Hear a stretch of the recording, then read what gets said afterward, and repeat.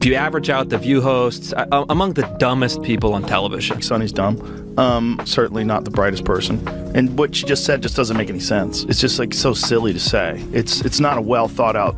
It's like if you had an idea for a premise and it was totally baked and half baked and you went on stage with it and it's nothing. Just there. go for it. Yeah. Pat, you're married. Tom, you're married. If your husband's doing something, if he's allegedly doing something like this, you guys would know if your wives were up to some nefarious stuff. Let's just not forget who she is. She's been, for years, lecturing America about morality, inequality, systemic failures, and look at her track record. How many times has she had to go on in the past 2 months and look at the camera and do a legal apology for all the stuff that she said? Hostin has been the center of attention lately, but this time it's not for her bold opinions on The View.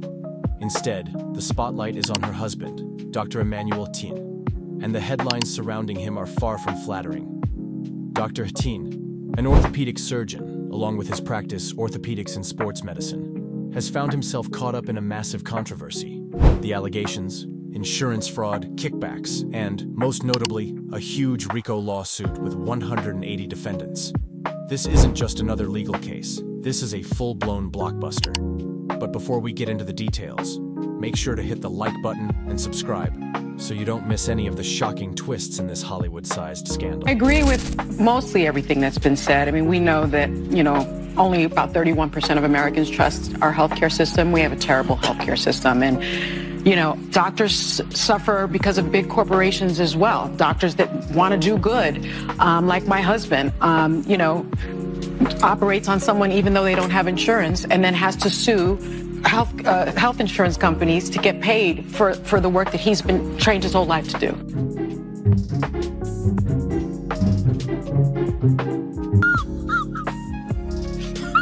Let's break this down. The RICO Act, or Racketeer Influenced and Corrupt Organizations Act, was originally created to target organized crime think mobsters and gangs. But here's the twist.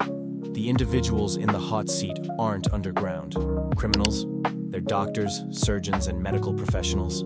Picture a courtroom drama that's less Goodfellas and more Grey's Anatomy, but with a heavy dose of fraud. The lawsuit alleges that Dr. Hostin and others were orchestrating a scheme to exploit the healthcare system. They're accused of accepting kickbacks for unnecessary surgeries and billing insurance companies for procedures that might not have even taken place.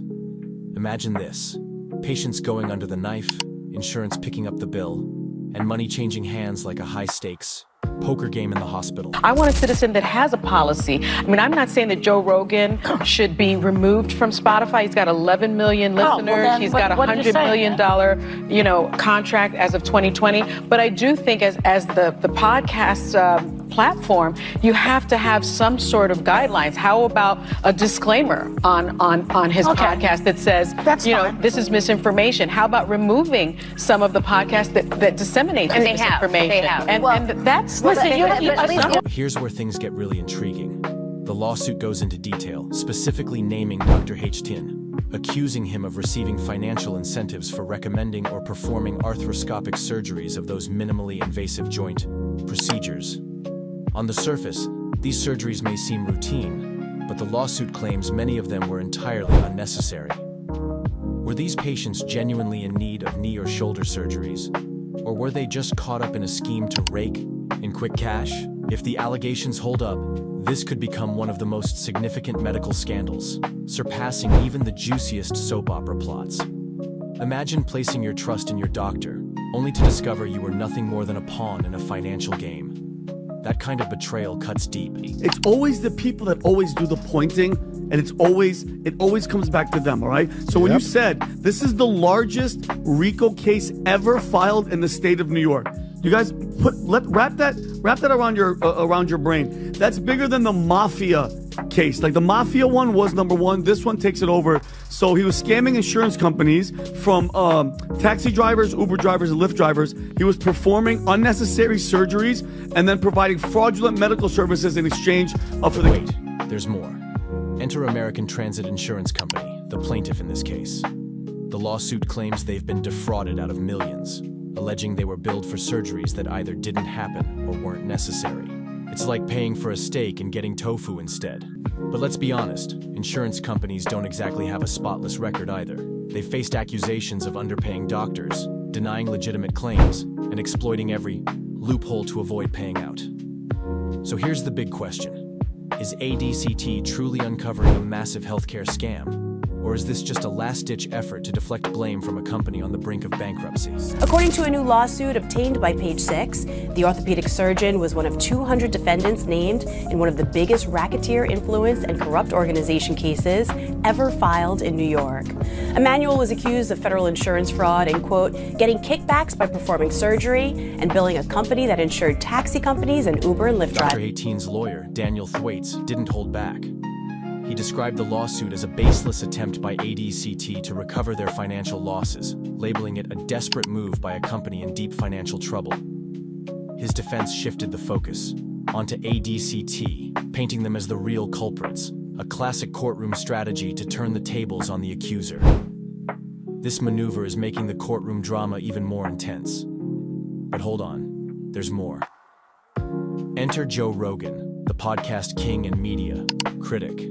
Rogan didn't pull any punches, blasting The View for what he called pure hypocrisy. He reminded everyone how Sunny Hostin had once thrown shade at others, acting like she had all the answers, all while possibly being aware of her husband's shady dealings.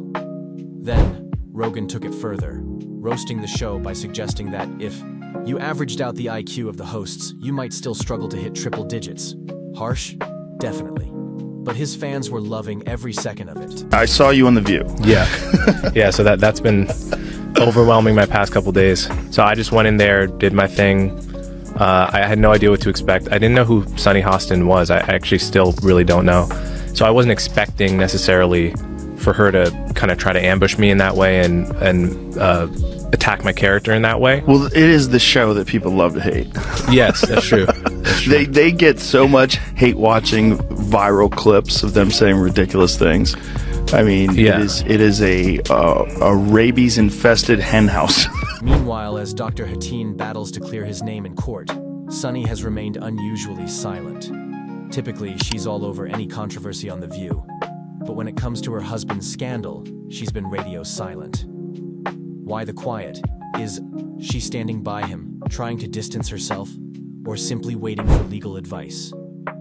Fans are buzzing, with some believing she's protecting her public image, while others are questioning if she's just trying to avoid becoming the next target. Either way, her silence is speaking volumes. And here's the kicker.